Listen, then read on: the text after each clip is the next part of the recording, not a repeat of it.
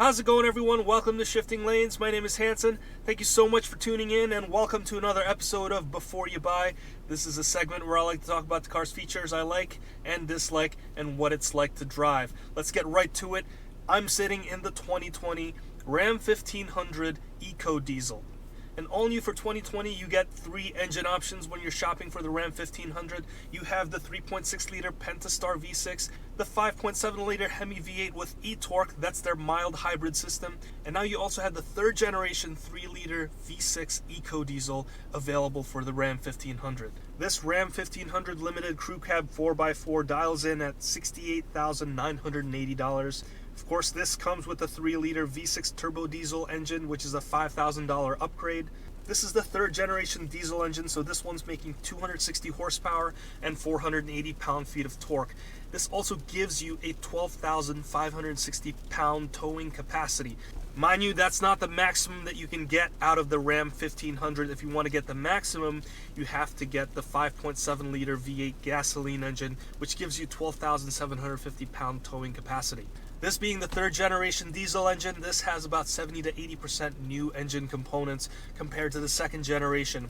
And when the engineers designed this thing, they were focusing on three things. That's to increase performance. As a result, they've attained 8% more horsepower and 14% more torque. They also wanted to improve efficiency, and lastly, they want to reduce NVH. That's noise, vibration, and harshness. In terms of mileage, there's been no official EPA rating for this truck just yet, but in the couple of hundred miles that I've been driving this vehicle, I've been averaging about 21 to 22 miles per gallon. That's about 90% highway and 10% just local roads. I also haven't been towing anything in those hundreds of miles, but I have been carrying 4 people total in this truck. In terms of NVH, this thing rides really nicely and quietly. It doesn't sound like a school bus most of the times. You still get that diesel sound every once in a while, especially when you're accelerating from a stop. But generally, once you get going, when you're on the highway, this thing is super quiet and is really smooth to drive. Aside from the all-new turbo diesel engine, everything else you find in here you can find in other Ram 1500s. And the next thing I want to talk about is this beautiful 12-inch screen. This is standard in the limited trim, but it's a $2,100 option for all other Ram 1500 trims. This still gives you some physical buttons just in case you don't like the touchscreen experience, but unfortunately you still don't get physical buttons for your heated seats, ventilated seats, and heated steering wheel. If you have gloves, unfortunately, this thing doesn't work. It's just like your touchscreen phones. It doesn't register any of your inputs, although occasionally it does. But unfortunately, it's still a little bit unreliable. It is nice that you can adjust these shortcut buttons just like any FCA cars with the Uconnect system. So in case I want to move some of the critical functions like the heated seats to one of these shortcut locations, I could just touch and hold and move it down to the main shortcut buttons. One of my favorite features in here is the surround view camera, and I like to move that shortcut all the way to the right here so that I can access the surround view at any time. And this is one of my favorite features in here because there's a series of 4 cameras and stitch it all together to give you an overhead 360-degree view, also giving you the trajectory of the wheels so you can tell which way you're going. That's really helpful when you're parking around very tight spaces. This makes parking a super easy job. I also like the fact that this has Apple Carplay and Android Auto. The best thing about having a vertical orientation on the screen is that when you plug in your Apple CarPlay or Android Auto systems, it will split the screen into halves, so you can get your phone's operating system on the top half and all of your other critical controls on the bottom half of the screen. Other things I like about the Ram 1500's interior is that there's a lot of storage compartments in here. You have this gigantic center armrest, which if you open, you can actually find an engineering cheat sheet in here. So just in case you forgot your SOHCAHTOAs, you can get your trigonometric functions right over here. Moving on to the outside, this thing has a deployable step anytime you open the doors. It also has a multi-function tailgate that costs $1,000. So it opens up like a traditional tailgate, or you can also open it to the side depending on your loading needs. This Ram 1500 is also equipped with the 22-inch wheels. That is a $2,100 option. It adds a little bit of harshness to bumps on the roads, but generally these air ride suspension systems do pretty well dampening out all the road imperfections.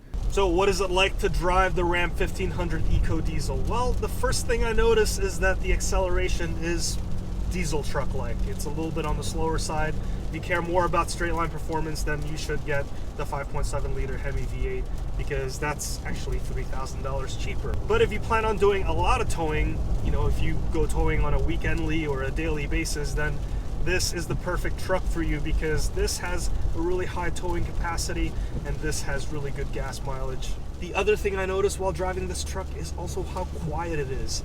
Now, you could ignore the fact that I'm driving through a wintry mix weather condition currently, but generally driving through on the highways and also on the back roads, I don't hear a lot of sounds from the outside. I don't hear the engine very much.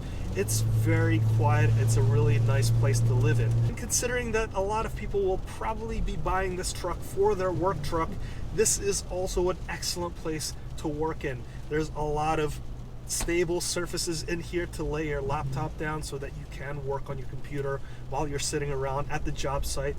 There's also this massive armrest, which also has trigonometric functions and some handy dandy conversion charts in here. So in case you forgot your calculator, you could just reference that very easily.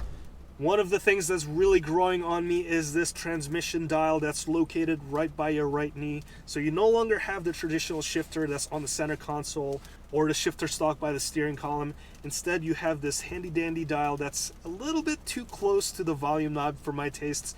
But again, you won't really mistake the two very often. I've mistaken it only once. Again, that's trying to engage the drive gear again, and instead I increased the volume on the stereo. This thing comes with the advanced safety group package. That means that this comes with a lot of advanced safety feature stuff, like the frontal collision warning system, the rear cross traffic alert, the blind spot monitoring system. This thing has the radar guided cruise control. All of those safety features make daily driving much more pleasant in this Ram 1500 EcoDiesel. So there you have it. That's my review of the Ram 1500 EcoDiesel. Please let me know your thoughts in the comments below. Do you like it? Do you hate it?